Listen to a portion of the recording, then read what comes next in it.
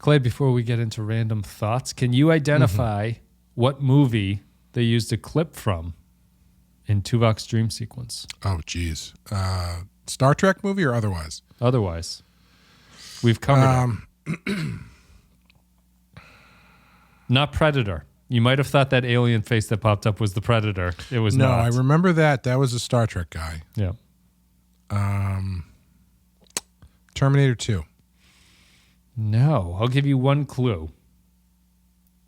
We covered it extremely early on Patreon, and it's a cult classic that's set in space. Horror movie. Sam Neill. Oh, really? Event Horizon? Event Horizon. Yeah, the screaming corpse that they show as a clip is footage from Event Horizon. That's funny. I didn't even catch that. If you guys are interested in our coverage of Event Horizon, it's one of the first Patreons we did. So maybe 5 or 6 years ago. You can go check that out at patreon.com/the Pensky File. But here we are, Clay, to talk about Random Thoughts, which is a Voyager episode, and it is not a movie. Who directed Event Horizon? I couldn't think of the director. It's one of those video... It's a Paul W.S. Anderson. Anderson one. All right, that makes sense. Not P.T. Anderson. No, not Wes the video Anderson. game Anderson. Paul right? W.S. Anderson. Yeah. W.S. WWWB. This is Random Thoughts. It's the 10th episode of the 4th season of Star Trek Voyager. It came out on November 19th, 1997. Where Were You? Written by Kenneth Biller, directed by Alexander Singer, in-universe date 51367.2, 2374. In this one, B. Ilana Torres is imprisoned for having violent thoughts on a planet of peaceful telepaths. As Prince once said so beautifully on the soundtrack to Tim Burton's Batman, if a man can be considered guilty for what goes on in his mind, then give me the electric chair for all my future crimes. Yep. You can only go so far with your violent thoughts and your groovy, stylish R&B backbeat. Let's see here. So I thought this was interesting on the Memory Alpha. This episode bears several striking similarities to the first season episode Ex Post Facto. I know you remember that one. In both episodes, a member of the crew is accused of a crime on an alien planet. Tuvok assists in investigating the crime and performs a mind meld as part of his investigation. The crew member is found to be innocent, and the true culprit is discovered to be one of the native aliens. In addition, in the closing scenes of each episode, the crew member has a terse conversation with Tuvok in which Tuvok explains that he was simply pursuing the truth and not necessarily attempting to exonerate the crew member. Who was the criminal accused in Ex Post Facto, Clay? The second quiz for you. The crew member? Yeah, the Voyager crew member who was accused of committing murder in Ex Post Facto. Was it B'Elanna? No, Paris. I was going to say Paris, yeah. Very good. So let's get into random thoughts. What'd you think about this one? Well, first of all, I have no memory of that other episode, as longtime listeners of the show can probably assume. Mm-hmm. That was a good one from the first season, I think. I thought it was okay. Yeah. It started our Detective Tuvok. We both like Detective Tuvok. This one isn't Detective Tuvok as much. This was okay. It starts off rough with the first thing that you're given is an insight into Neelix's sex life, which I don't want. The and tugging? should never have. Yeah. Well, yeah, that and the scene at the beginning when he's talking to Paris and he's like, I haven't been with anybody since Cass. It's like, Neelix, I don't want to know. Just don't. Those conversations are always great on shows like this. And I was... Once they got into the core idea in the first half, I was kind of rolling my eyes a bit just because it was like... Yeah, Minority Report brings up some ethical questions. Great. Mm-hmm. It's not really that interesting, not really that novel. When they got to the idea that they're selling violent thoughts on the black market, that's pretty fun. That's a fun idea. Yep. But aside from that, I don't know. It was okay. I didn't love it. It didn't blow me away. It was fine. Random Thoughts is... I think it's a pretty good example to me of I think it's a pretty good example of a Voyager episode at this point, for better or for worse. I liked the opening bits better. I actually didn't like the black market bit as much as I liked the idea of violent thoughts being suppressed and it being a crime. Like, it's not that it's unworn territory. Like, you're running into classics like 1984, which is talking about like thought crime and stuff like that, and you're running into the modern day trend of words can be violence and like people shouldn't think things and stuff like that. Which this episode doesn't really get into. It does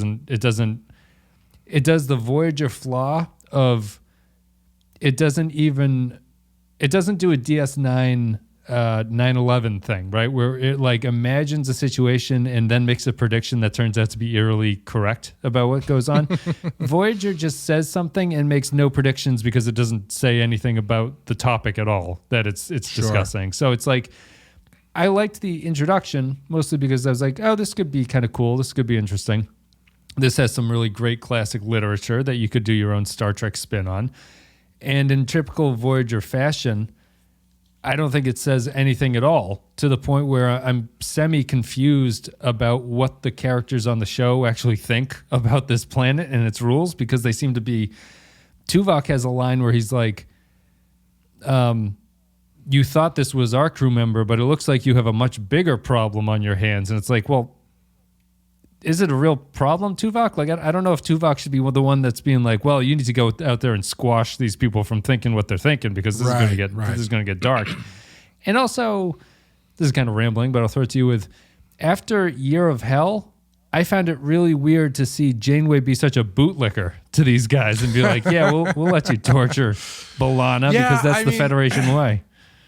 That was one of the things I was kind of thinking too, where it's like, once they get into this, which is like the thing we've seen a million times, which is like they're on a planet, something goes wonky, and then they're like, nope, we have to listen to the arcane draconian rules that they go by. Like the whole time I was thinking like, just leave the planet, just go, just leave. Just go. Or before you go down there, for sure, leave. You should be like, do you guys have any weird rules on your planet that we should know about before we get down there? Like possibly thought crime. That's something you guys might be dabbling in.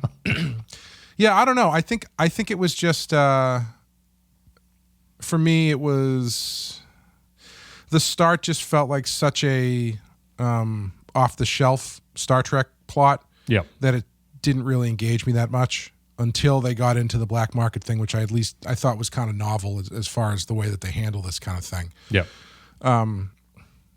So it took me a little bit to get into it. And also the idea that that old lady stabs that woman to death was unintentionally hilarious. I thought that was like they're really ratcheting things up here. My favorite part of the episode was the two scenes with Seven, actually. I really like the ending one. What's the first one? I can remember the one where she's talking to. I can't remember who she's talking to, but they're maybe it's Neelix. I can't remember, but they're talking about. She makes the comparison that, she says she doesn't understand why Voyager continues to follow Federation rules and federate the idea that they're supposed to be seeking out new civilizations. She's like, if you just focused on getting home, you could get home a lot quicker. Yeah. And then it's Janeway. That's the ending Janeway scene. Yeah. I think she's talking to Neelix, but I don't remember what she's talking about to Neelix in the first one. The first one, the point that she gets to is that what they're doing, they say what they're doing is gathering knowledge about other cultures. Her response is that assimilation is the same thing, but it's a lot faster, quicker, more efficient. So I thought that was good, because then you're at least tapping into the weirdness of Seven a bit in a way that they haven't in a little bit. Yeah. And I like that last one with Janeway too, because she does bring up some good questions. Makes me wonder. But I like that use of Seven as someone who is kind of weird and asking questions that are a little bit uncouth outside the box a little bit. Yeah. Yeah, she's It's probably her most limited episode to this point of the season, I think, because she's only in it for those 2 scenes. Made me wonder if she's not really in Year of Hell very much. She's really backseat in that episode. Yeah, that's true. She has a couple meaningful conversations with Tuvok, I guess, in that's that true. one, which kind of it leaves a more of a lasting impact. Here makes me wonder if their 70-year to get home thing takes into account the amount of stopping that they're going to do, or is this a 100-year journey because of the amount of stopping that they do? They don't get into that. I think that it's a hard one because it's just one of these Voyager episodes that it refuses to go to the next gear to make it like an invested story in it. It is just like I don't know. I feel that there are ways you could do this. Like I'm continually. I guess I'm a little bit surprised by Janeway, and I think Janeway is taking a lot of like hits in my esteem as far as like where she would rank on the captain list of the captains. Just for narrative stuff, I find she acquiesces to the aliens here in a way that is. It really just goes to show the lack of the balls that the show has as a writing force, where it's like she doesn't have any problems with this beyond just being like, this is unfortunate this happened, B'Elanna, but they're going to have to erase your memories because this is the way the things. It's like after all they've gone through, I find it hard to believe that, and especially after the Year of Hell, it's not just like a beam her out of there and get the fuck out of this place situation. That's what I was thinking. Yeah. Because that's why I think it was so frustrating at the beginning, because I was just like, just go, just beam her out, just go. Well, I guess because the difference is, right, in TNG, there was always the implicit understanding that you might have to deal with these people because they're presumably within the Federation because you're like bumping into them all the time. But here, you're not going to see these guys unless you're looking in the rearview mirror and be like, well, we'll see you guys later. And also, the thing she's getting arrested for is so abstract. And like that's not something that they knew was a thing, or that like like the fact that Janeway doesn't really push back against that, being like, what, you're not arresting my crew member because she thought about punching somebody. No, never takes a moral stand like Picard would do, which is that like this is an insane thing that you have determined to do, that people like just the thought of, because it's different even from Minority Report, because Minority Report is at least assuming that a crime is going to happen, where this is just, I just got angry at you and I didn't do anything and I'm not going to do anything, but I got angry at you, and that's apparently the crime. Yeah. It's just weird that Janeway doesn't have the typical captain makes a speech thing here. She doesn't have an opinion about any of this, really. And I find that really strange, and I think that it really works against Janeway as a character, because besides her schizophrenic outlook on things, even when she's in a situation where I feel like I know that I'm expecting a captain's speech, it doesn't come for whatever reason. I don't know. She's weak. She's fairly weak as a character to me. Yeah, and that's what makes that scene at the end so interesting, because like the Seven is kind of interrogating her whole approach to everything. Yeah. And Janeway's response is basically, I mean, that'd be boring if we didn't do so. What kind of show would this be? Yeah, which is fine until it comes down to your crew getting arrested for thinking stuff. Yeah. It doesn't. I did also like, one of the things I liked was that Tuvok,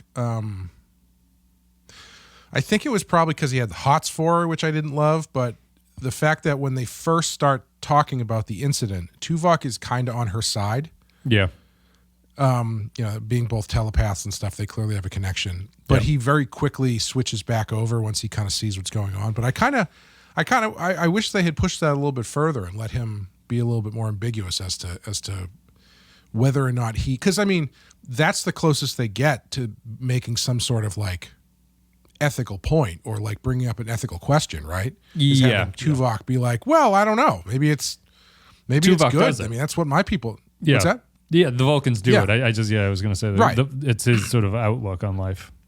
Yeah, and they just kind of give you that little crumb, And then he switches over pretty quick. But that would have been more interesting if he stayed with that point of view and was like, well, I don't know. This makes sense to me. Yeah. I'm very well adjusted. Yes. As Lon Suter like bursts out of his brain and starts killing people. Yeah, no, that's the... it doesn't ever go anywhere like that. You could see an argument that Tuvok is sort of pro what this place is doing. You could have a kind of semi-relationship thing there where it's like it's unclear what his motivations are about it or what the argument is, and then he doesn't get to take it to the level of like disgust that the Vulcans don't actually, they do judge, but they don't criminalize emotion. They just sort of judge it as like this is something that we shouldn't be doing. It never gets to the point where he kind of has to reconcile with that, unfortunately. And I think it's I don't know. I guess it comes back to Janeway's frustrating to me because the belief system of this alien race, right, like seems to me to fly in the face of Federation values of what the franchise wants it to be. I'm surprised that she doesn't stick up for her crew member against it and that they don't have a stronger... This just feels like the wrong episode to be like, well, different strokes for different folks, really. Like that's all there is to it. I guess we're supposed to take comfort in the fact that this doesn't kill B'Elanna. It just kind of erases the memory, but I don't know. That doesn't seem... Well, that's another thing they could have done if they wanted to push it. They could have had her go through with the procedure. What does that look like? Right. Maybe she comes out the other end and she's kind of happy about it. Yeah. And then maybe Tuvok realizes at that point that, oh, this is not right. This is not what people should be doing. Like there's... Yeah. I think there's a lot of things you could do with the idea, but it's just pretty... The other thing Tuvok doesn't have to reconcile with is that I think that guy who was selling black market memories wanted to have sex with Tuvok because he did. Yeah, he just had a very lecherous kind of. What's in that gray matter? I thought that they're I can't remember the specifics of what they were saying, but I thought what they were talking when he first accuses them in like that back alleyway. I thought their conversation was extremely funny, unintentionally, but I can't remember specifically what they were talking about. But that guy does have lecherous energy. I was in the scene when Tuvok mind melds with him to show him all the horrible stuff. Mm-hmm. I was in my head. I was like, he should have just shown him like 2 Girls, 1 Cup and like Tub Girl or something. Like that would have been enough. He would have shut the whole thing down. It's an episode that could be memified, I think, to showing what the worst moment of violence could possibly be. How come you liked I mean, you said you liked it. Did you think that there was anything novel about the black market for violent imagery type stuff? I mean, this is kind of a video nasty allegory, right? It's like we've censored something that we think is uncouth, and now we have all these little cult films out there that people can watch and determine if they're actually disturbed by them or whatever. Yeah, but it also undercuts that idea because the little cult films they're watching are causing people to kill other people. Yes, yeah. It's the downside. Excuse me. Yeah, I like the idea, but again, it's not something that they really did much with. It was just 2 guys in an alleyway, and then one of them goes, "Ah!" and beats up Tuvok. She chases after Tuvok. But, it's one of those things where... conceptually it makes sense because there's an outlawed thing, and so of course that thing is going to become a commodity to the underworld. Yeah. And but yeah, even there they don't make any real point about why they're necessary, why emotional thoughts are necessary, No, yeah, it does. It stumbles. You don't get that Kirk scene where he's like, I need my anger. Keeps me on the edge. Yeah, what's the closest Does Tuvok say something? Maybe. Well, I think Tuvok, I'm just remembering his weird language where he's like, yeah, see the darkness within me. Do you want to see what I'm packing here? Then they get through that, but that's Have you ever seen Grape Fall? It's hilarious and dark as hell. Yeah, it was Does weird. Anybody ever check in on that woman? Is she okay? Like, is it... I think we'll have we'll have a follow-up interview with her in a wheelchair. She seemed all right. She was moving. The ladder guy. Sure this thing's locked in place. There's a whole bunch you could. The violence. Violence is a weird choice here. I guess it's a smart choice. Is. And maybe a smarter show would have handled it. I think violence is interesting because if the show is interested in talking about this stuff, I think violence is like a pretty good example of something that if you could outlaw its thought, would that be viable? It's like the cleanest example of something that I don't necessarily believe this. Like, I don't think that you should do that, but I could see an argument for like, well, violent thoughts aren't really benefiting anybody at all. So I could see an argument here to get rid of them. It doesn't have the prescience of, it didn't take the example and bring it into like a modern day context where I'm talking about now, where it's like the definition of violence becomes so flimsy that the thought, that's the 1984 thing too. It's like once it starts to spread and the person in control gets to choose what they are considering violence at that point, it runs into a problem society-wise. I mean, because it is so vague, but the episode itself is showing like Event Horizon corpses and stuff. Like it's not right. like it's not really taking a very subtle approach to what violence is for these guys. So I don't know how you felt about that. I thought it was kind of a smart choice, but the show doesn't do anything with it. I would have preferred it was more like a wishy-washy, who are you to decide what violence is kind of argument type thing. Right. That they take. That's the thing too. Cause like ultimately the argument that they kind of make on the show is that this would work. Yeah. Because it was working. It was working. Yeah. And I think if they had made it, if they had continued down the road of just the fact that B'Elanna thought about beating someone up was the crime, and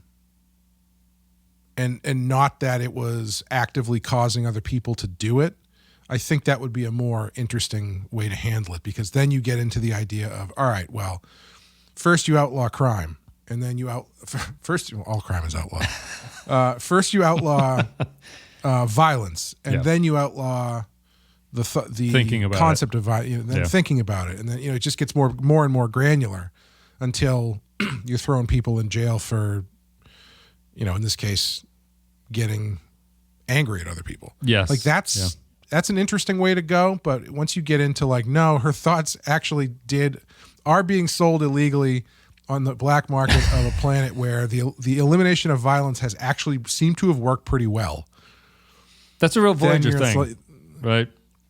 It's a real Voyager thing to take that concept, which I think that some of the other shows would have run with a little bit more. And what they do is they sci-fi it, and they go, well, here's the sci-fi semi-tangential outlook, or like a outlet that we can take to get out of this actual story into something else. It's a little bit unfortunate, but or just do something with the black market thing if you want to do that, if you find that to be more interesting. The inspiration for this was apparently the cultural conversation about like how much like violence in media and stuff, and how much that influences people, whether or not like violent video games make violent kids and things like that. Sure, but again, you're undercutting that entire argument as soon as you have the violent media cause violence. Then it's not. There's no argument anymore, because like the violent media specifically caused violence to happen. Right. So you mean in this case, you mean the media in the sense of the memory being sold? Yeah. Yes. Yeah. So that's why I think there's a more. It's strange though, because like you got to have something happen in the episode. You got to have action, and you've got to have action that causes drama.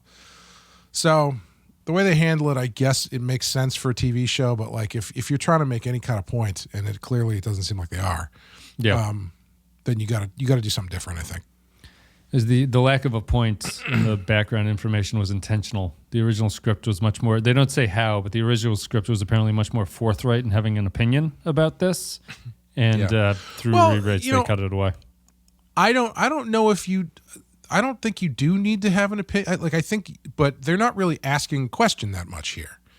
You know, you can, if you want to bring up the idea and then have Janeway or whoever your designated one side of the argument is, get into it with the person on the other side of that argument, that's fine too. You don't have to, nothing says you have to come down and make a point or create a conclusion or solve the problem. But it just, they kind of, it falls to the wayside here in favor of the more sci-fi stuff, as it usually tends to do. Yeah. I think that's the difference between us generally. I like episodes to have points, even if they're contradictory with other episodes in them. Like, I like the voice of the writer coming through. TOS did that really well, I think, which would have like, it would have like pro-Vietnam episodes and then anti-Vietnam episodes, like back to back and stuff like that. And I just think that, like, the more you avoid having an opinion, the more you end up in this territory, which is just you bring it up and then you go, that's it. You know, like that's what are you going to do? Yeah. I think it's different though. I think there's a difference between bringing it up and then going, whatever, or bringing it up and really digging into it and really interrogating it from all sides. You know, this isn't doing that. This is just kind of bringing it up, go, hey, wouldn't it be crazy if, and then throwing the sci-fi thing in there to keep things moving. Yeah, that's fair. Yeah. I mean, I guess yes, if you're not going to, I guess it's semantics about what you consider to be having an opinion about it. But if you're not going to have the characters argue about it, you're certainly not in a place where it's like, and no one cares about whatever. Well, that's the thing. That's the problem with this show. Yeah. Is that, as we've talked about a million times, and it's not just this show, it's a lot of shows, but the characters aren't coming into these situations with points of view on the subject. They're just coming into the situation as Chakotay, or as Tom Paris, or as Tuvok. Like, Tuvok is the closest you get in this episode to having an angle on it. It's an interesting episode if they had gone, and I'm just realizing now how little she's in it, but if B'Elanna had a point of view about her violent thoughts, I feel that that's something he could probably, because I did, one of the like more like subtextual things I liked about it was I do like the idea of Tuvok and B'Elanna talking about their different outlooks on things, because I think that's kind of interesting. I think that the show has an extremely hard time justifying it. It generally portrays B'Elanna's outlook as a negative. Her temper is always a bad thing to her. It always causes problems. But I think you can, you know, in the way of the TOS episodes, I think you can make an episode where B'Elanna's temper and her tendencies are helpful sometimes. They have to be. Sure. You would think. Yeah. And I think that here, seeing B'Elanna stick up for her thoughts and essentially her culture in some ways, although it's implied here it's just genetics, but like her like genetics or whatever, and just saying, you know, listen, hippies, you know, it's like stomps on someone's foot. I feel that this episode could have gone in that direction too, which is just B'Elanna sticks up for herself. She's in control, but she has thoughts that she is controlling, much like Tuvok and the Vulcans do. That's why it's so weird that the Vulcans are always a little bit confused, and Tuvok is too, because there's always that problem about, we know that they're suppressing emotion, but the Vulcans always seem to be in denial and say we don't feel these things, but they clearly do feel these things. So I feel that there's discussion between B'Elanna and Tuvok on that stuff, but they don't get into it. Yeah, I mean, honestly, for an episode about B'Elanna being arrested for her own thoughts, she's not really in it that much. No. And they don't really get a lot of time with her and actually get her. She doesn't, like you're saying, she doesn't really have any scenes where she's kind of getting into the subject herself, you know? Yeah. Where does she come down? Maybe she comes down and says, you know what?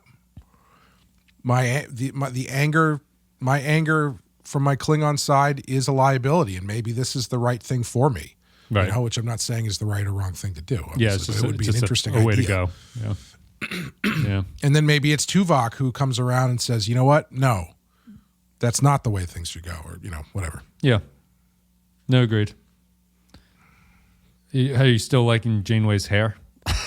I think it looks great. You like her hair? Much better than that weird Vanilla Ice bouffant thing that she had. And the ponytail. Ugh. When they threw the ponytail on the back, it was not good. I remember the bun, I think. I'm sort of, all of her haircuts are blanking together. I do It find... was basically, it was the big bun thing. Yeah. And then there was one episode, I think in season 2, where she had like a normal, like shoulder length haircut. Yeah. And then it immediately went back to the bun thing. Yeah. And then towards the end of last season, they gave her this long ass ponytail coming out of the bun, which was not great. But now they've switched to just that short kind of bob thing. It looks much better. Yeah, I think as they bring in the sex appeal of Jerry Ryan, I think it's interesting she went with the most matronly haircut that adds 10 years to her appearance. Well, I mean, honest dude, it takes away 10 years compared to the last thing she had. Like I would not be surprised if she was like, I think so. I would not be surprised if she was like, if she's going to look like that, I need a haircut that doesn't look like Dracula at the beginning of Bram Stoker's Dracula. Interesting. I'll have to go back and look at stills. I feel this is her most mature, in quotes, haircut. It's like the most matronly, I guess would be the word. All right, well, we'll go to patron thoughts about this one. If you guys enjoyed the content today, you can go to patreon.com/thepensky and leave This is not going to be a great episode to listen to because most of it is us going like, it was a scene. I don't remember what people said, but somewhere in there, someone said something about the memories. Something happened. Something. Yeah. They gave her a little bit of the juice. I mean, I liked the one thing I like about Voyager is it does feel. I don't know if it helps the show, but it feels like the writers are not even really trying to hide what they would consider to be like the dirty version of the show. Like Neelix being like, can you tug on my whiskers? Like that. It's like, it's only just an allegory or a metaphor. It's like, he's using the word tug. There's no difference in it. It's not even like the Ferengi ear massage thing, which feels like it's like two metaphors stacked on. This is just, he wants to have his face pulled as he's like grabbing her melons, like the subtext is just, it's just really. Hey, who is that actress? Apparently. Well, I recognize that actress from somewhere, but I don't know what it is. Hold on a second. Who is she? She's a guest star. They all have silly names. I can't tell what they are. Anyway. Patreon.com/thepensky. Leave your thoughts about upcoming episodes, and we will read them on the show. I think we're going to be justified, though, Clay. I don't think the patrons are high on this episode either. So I'll go with Kyle Barrett. Not that it matters, but it's always the struggle. I always get very concerned whenever I say this is an episode like a lot of Voyager episodes. Because I know that irritates a subset of people who like this show, but it is nothing but honest for me, unfortunately. Here's your first. That girl was, she was theater girl number 2 in Scream 2. Oh, don't know her from that. Anything else more recent? She was in Seinfeld. Who is she in Seinfeld? I don't know, but there's this picture of her with George, so she was definitely in the show. Is she the one from the where the father goes crazy? Is that the one? It's the there's an episode of Seinfeld where it's like he's an old mechanic and he's like smashing George's car engine with a wrench, and she tells him that he's got dementia or something like that at that point. I just had it. Website. The episode from Seinfeld it's not the gum, I don't think. It's the is C-Ep. Is it the gum? Little Kicks? Little Kicks. Oh, is she Elaine's coworker on the Little Kicks? Elaine dancing episode? Yes, that's that one. Maybe she's a coworker on that. Okay. Yeah, it looks like she is. Yeah. Case closed. Solved. You are welcome, listener.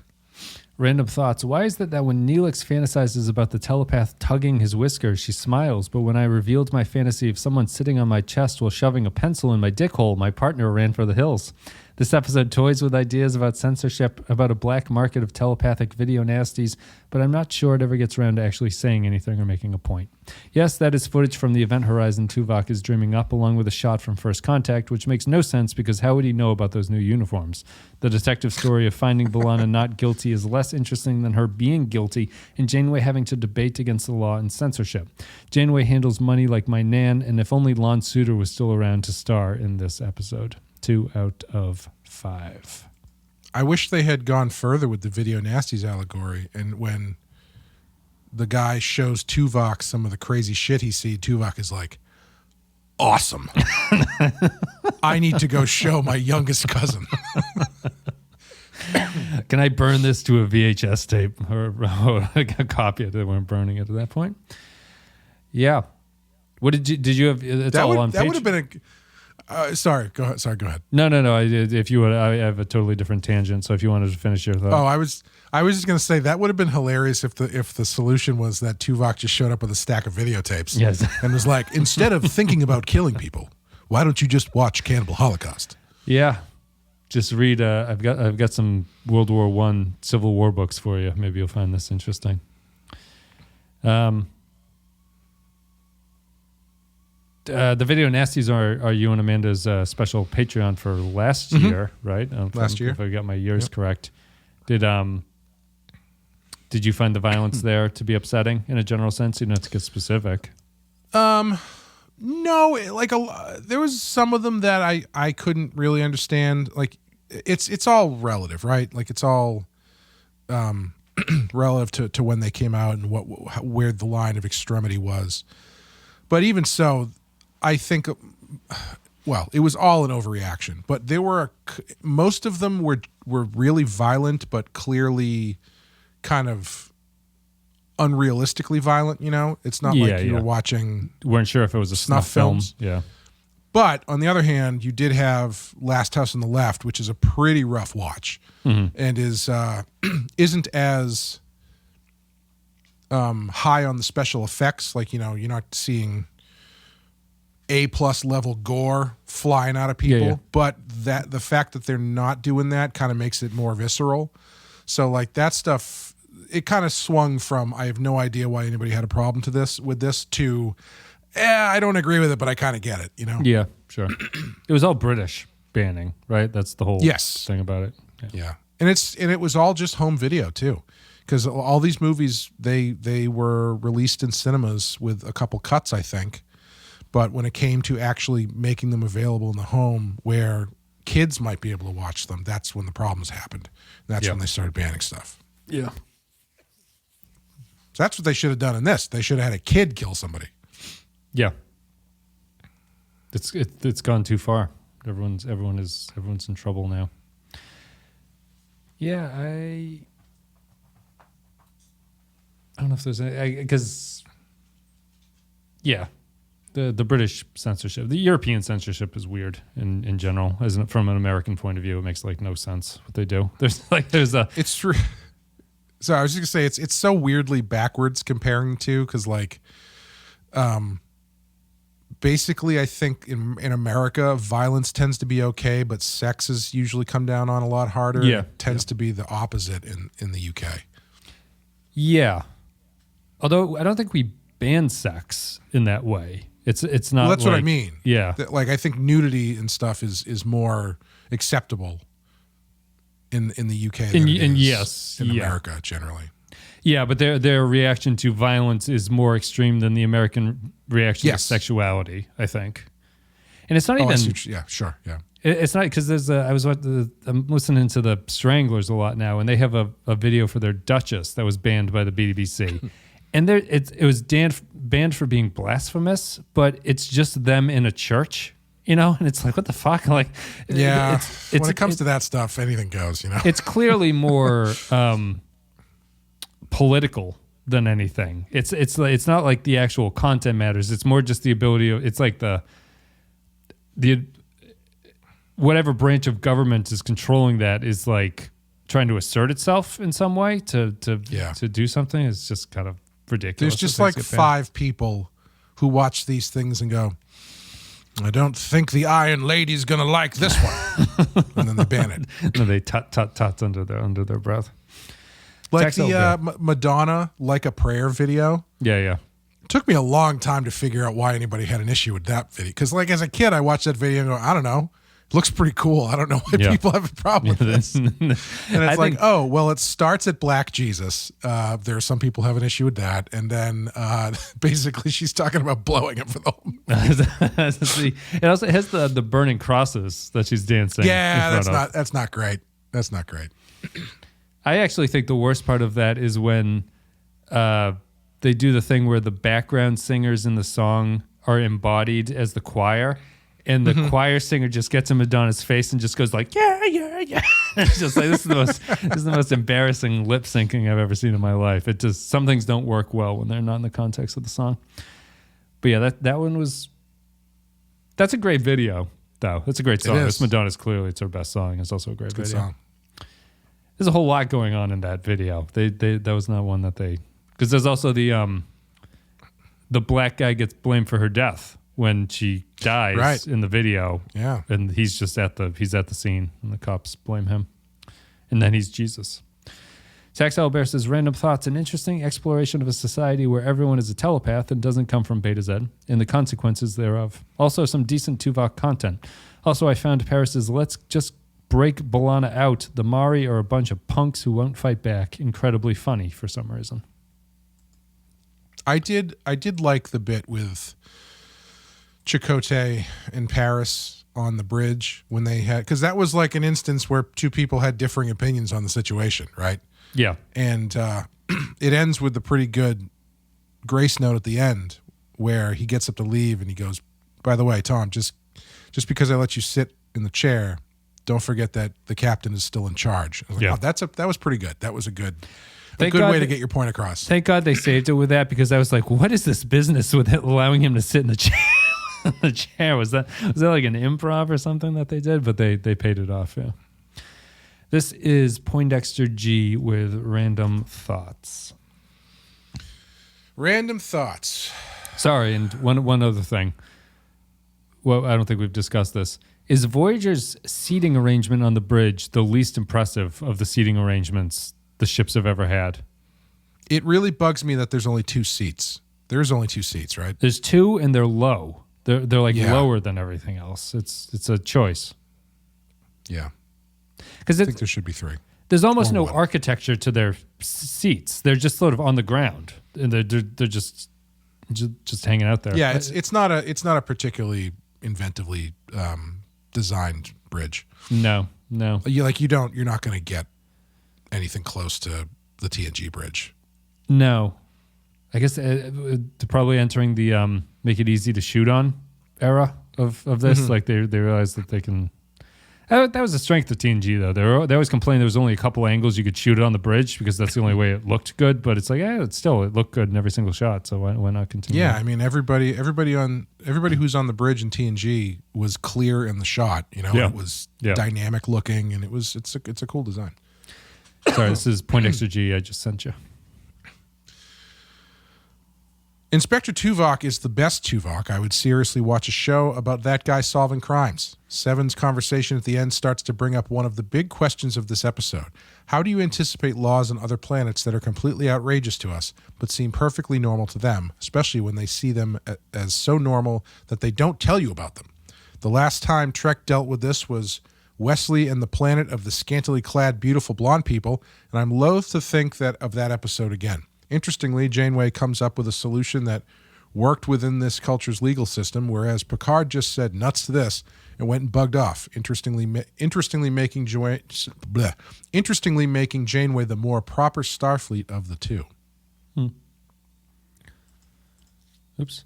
Artorias says, random thoughts. So is it a utopia or is it totalitarianism? I find it could be either, depending on whether you agree with the powers that be, or maybe any society that devoids its people of individual liberty is just a tyranny regardless. Side thought, I noticed this episode started to use CGI instead of the model for Voyager. I honestly think models age better than the CGI. Also, Tuvok was outstanding in this episode, but makes you wonder why a Starfleet ship doesn't familiarize itself with the legal system of a society they're encountering, especially when they allow shore leave. I don't know if they stuck the landing with this one. In typical Voyager fashion, they bring something up, but only go to the surface. 2 random thoughts out of 5.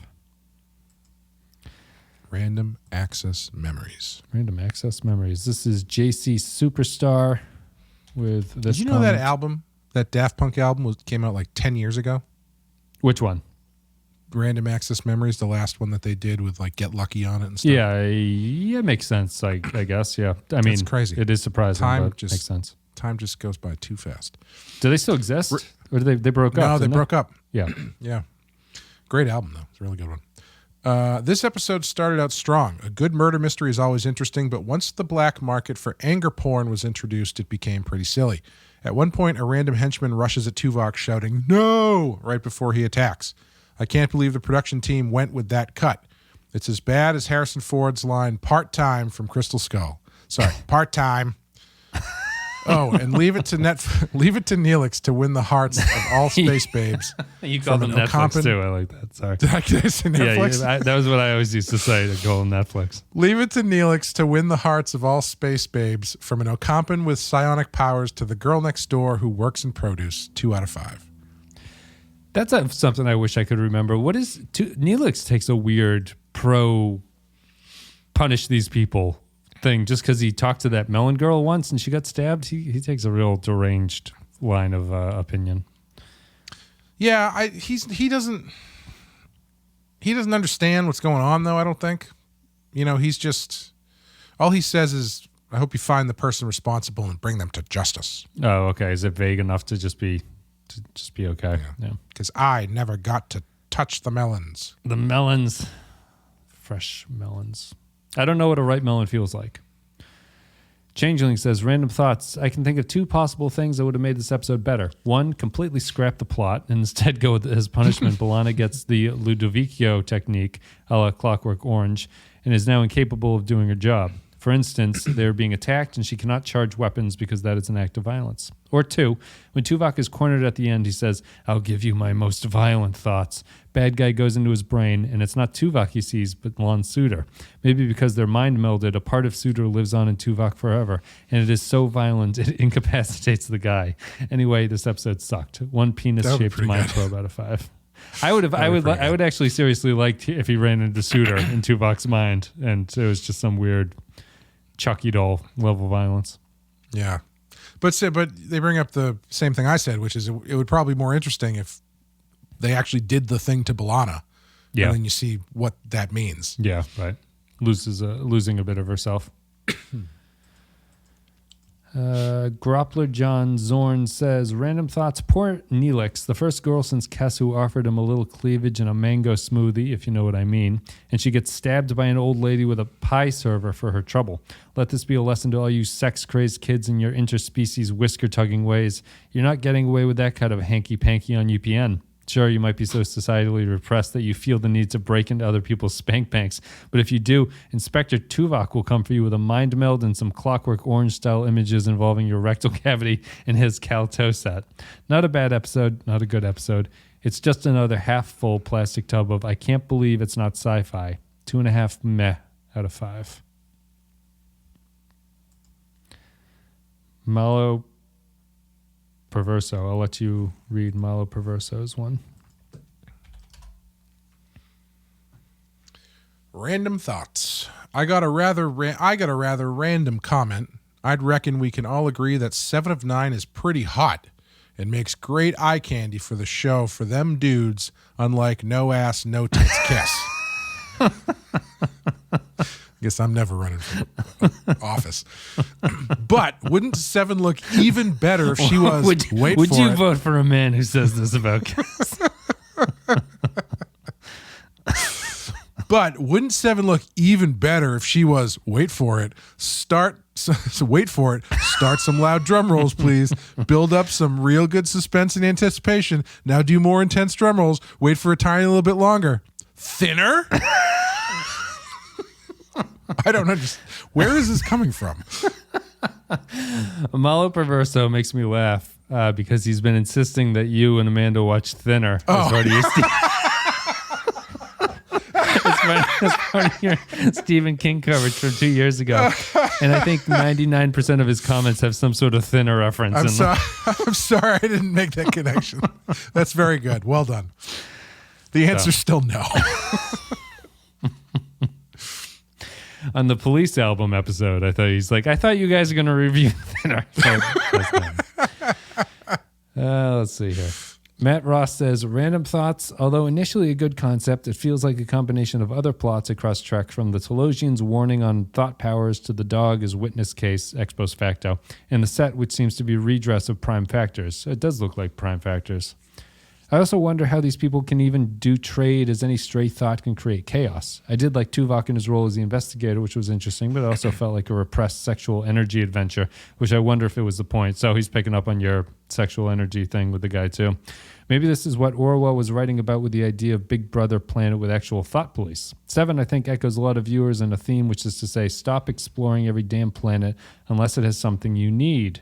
Janeway, 4 thoughts out of 5.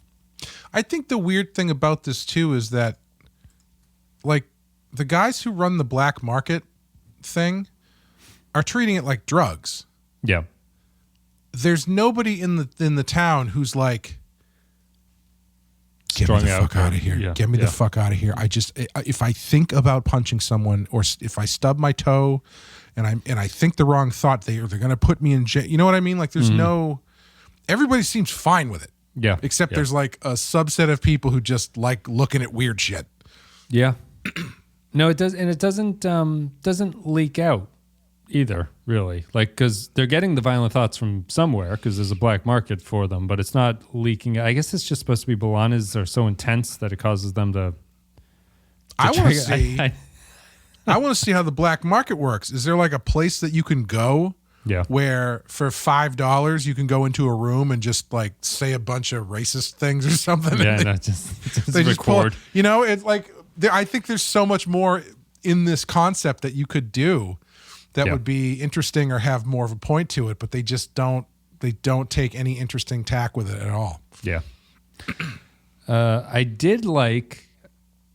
I thought it was genuinely funny when the first guy was like beating the guy who got attacked in the first place after B'Elanna's thoughts. He's like clubbing him about his like wares or something. I thought that was a very funny scene. A lot of unintentional comedy in this. This is Jaron Hatch. It feels like it should be, like the Twilight Zone episode with the kid who has the crazy mental power. They did a takeoff of it on The Simpsons too, where it's like everybody in the town has to think positive thoughts because the kid Bart will know. Yeah. And then like Mo for a half a second slips and like he sends him into the sun or something. I forget what it is. Well, that could have been the role of the female police chief of this one, right? It's like everyone in town is terrified to think of something bad, so it's very much like she has them under her boot, but. No. Or I mean, I think one way that would be interesting to do it would be if you're dropping in on this culture through this police officer, for her to be like, yeah, it's great. We have no crime. Everybody's thinking positive stuff. It's really awesome here, and she's completely oblivious to how bad it actually is. Right. Yeah. Because everybody is constantly stressed out that if they think the wrong thing, they're going to be, set on fire or whatever. Yeah. Yeah. All right. This is one of those classic should be better than it is, but otherwise fine episodes of Voyager. I would normally chalk something like this up to the writing not quite being there, which to be fair, it isn't. But I doubt even if the TNG writers could have pulled this off at the time it was released. Hot take incoming. Is this going to be a thinner joke? Hot take incoming. But I wonder if this episode is better suited for modern Trek. If you were really going to explore violence and the effects thereof, you need to be able to show it in a way that 90s sanitized Trek can't do, but modern Trek can.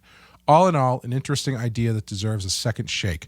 3 random scenes that give 7 of 9 a thrown together B story out of 5. I don't know if it would be better on modern Trek, but I think, I hate to be this person, but I don't know if maybe you should let people be angry is a story they would tell on Modern Trek. No, it wouldn't be. You know? Like I don't know if Star Trek Discovery would take the angle on this that maybe people should be able to be shitty. Yep. No, I would agree. I don't think it would. But it's weirdly. I guess this is where the strength of choosing violence comes into play, because.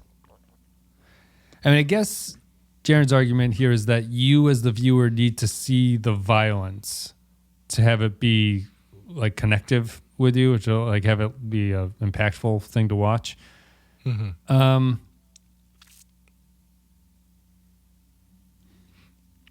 Because I guess maybe I'm imprinting my own thoughts on it. Like I find the banning of the thought in the 1984 sense to be more interesting than the fact that it's violent thoughts that are doing it. The violence adds like a nice little sort of like spin to it where it's hard to argue against it. But I think it's more, the violence is almost secondary to me. And it's more the fact that they're just banning thought crime at this point. I think that seems to be the more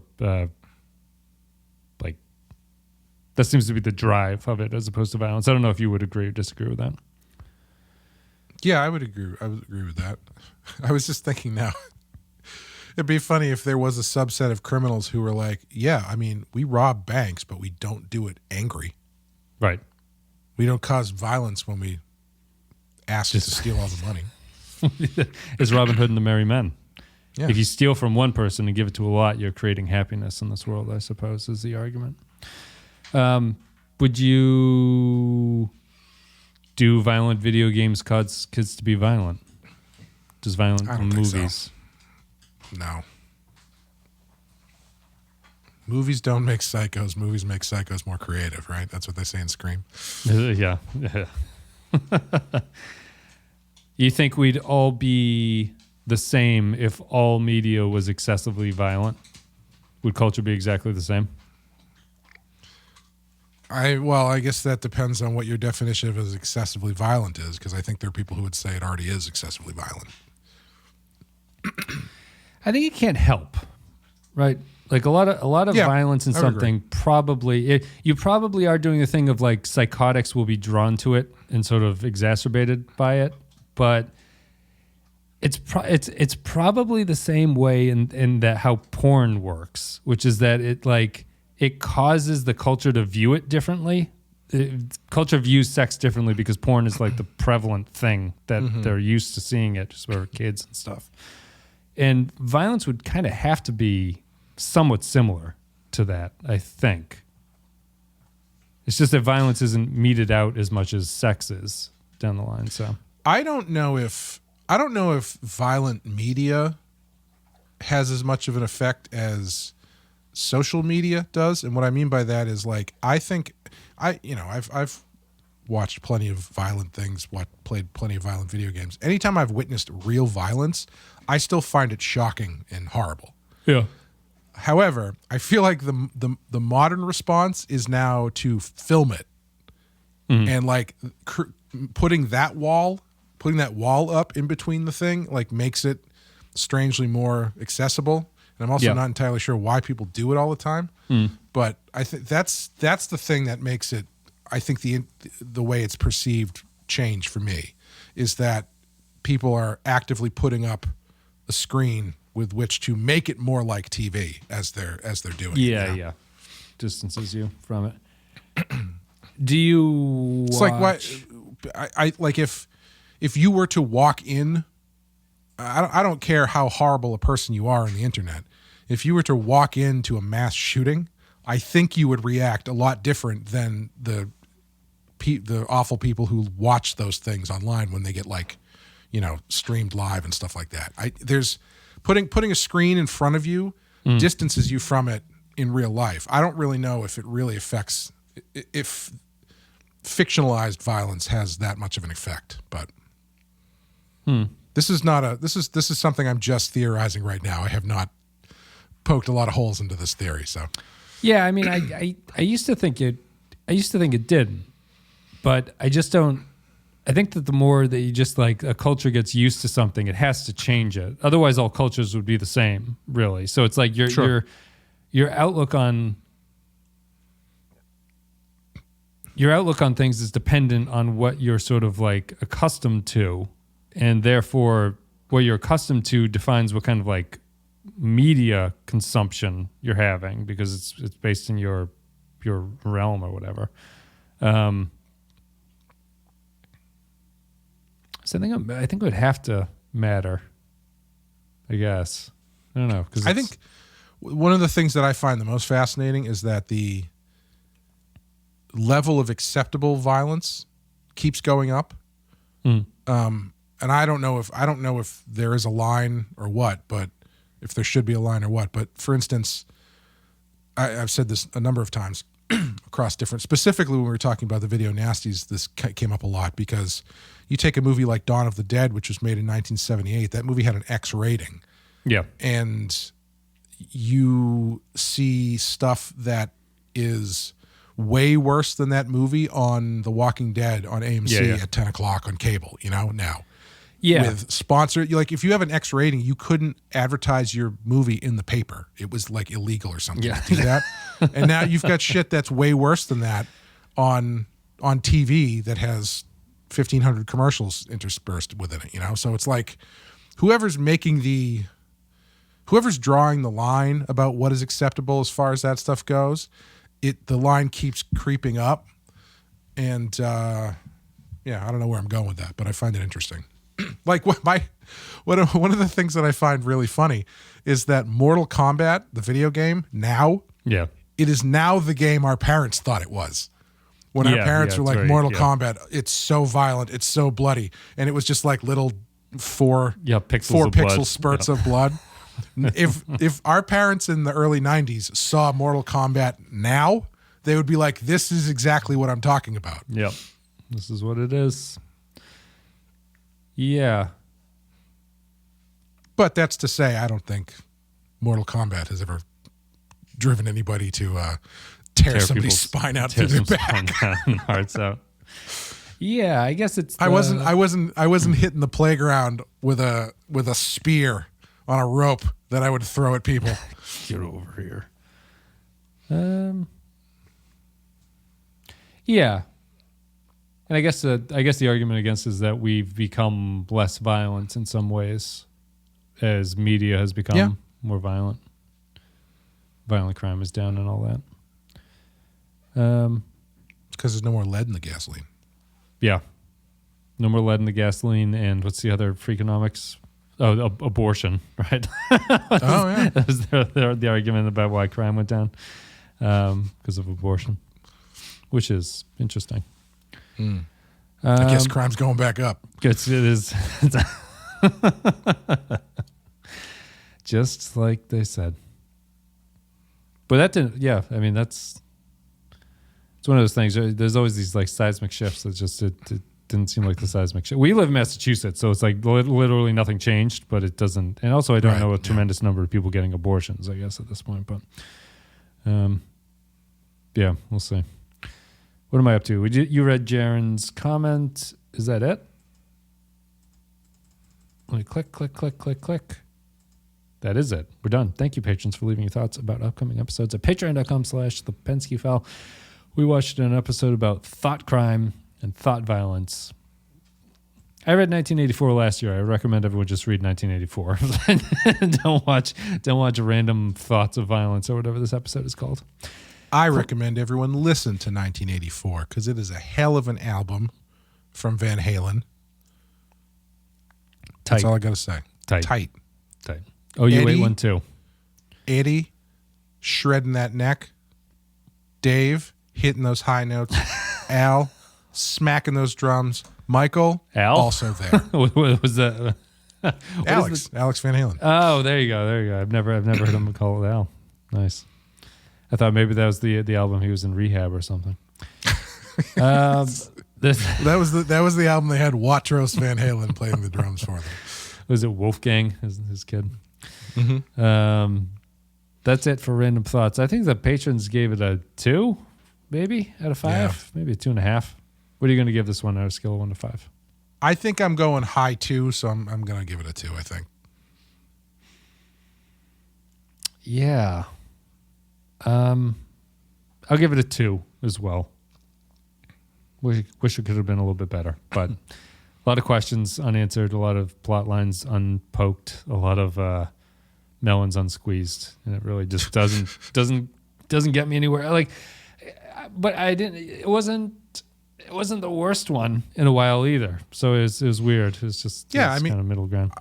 I think this season has been better. Yeah, it's better overall. And like this wasn't terrible, but it was fine. Yeah.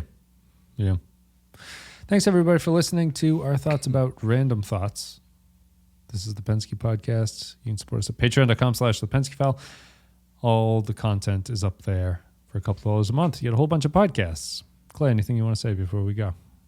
Did you see that video of Wolfgang Van Halen playing those Van Halen songs with Dave Grohl? Mm-hmm. Unbelievable. And it's one of those things where it's like, oh, Eddie Van Halen's son. He knows how to play the bass. He's playing bass for Van Halen. That's cool. But you know how it's like LeBron James's son is not going to be as good as LeBron James. Michael Jordan's son, not as good as Michael Jordan. It never really happens. And then he goes up and he plays those songs. He plays them as good as his dad does. Mm-hmm. So he's just like as good a guitar player as Eddie Van Halen, and he just doesn't tell anybody about it. It's crazy. Chooses to play bass. Yeah. Apparently he's like a really great musician. And nobody really knew it. Well, he's got the genetics, I suppose. Also, check out Rotten Horror Picture Show and our Patreon that we're doing this year. We're covering the Halloween films, 12 of the 13. January, of course, is Halloween. February will be Halloween 2. And so I have to put that up, right? You've sent that to me. So I just sent that over to you today. Yeah. I will put that up. That's it. That's it for Random Thoughts. Thanks, everybody, for listening. Hope you enjoyed it. We'll be back next week with Concerning Flight. Which is what just happened on Alaska Airlines or whatever that was. Yeah. I guess that's it. Thanks very much. Concerning Flight up next. What was the Ed Enterprise one? I thought that was called Concerning Flight. What was that? It was called First Flight, right? That's the one with First Flight, yeah. With Carradine in it. Anyway. Oh yeah. Thanks, guys. We will see you next week.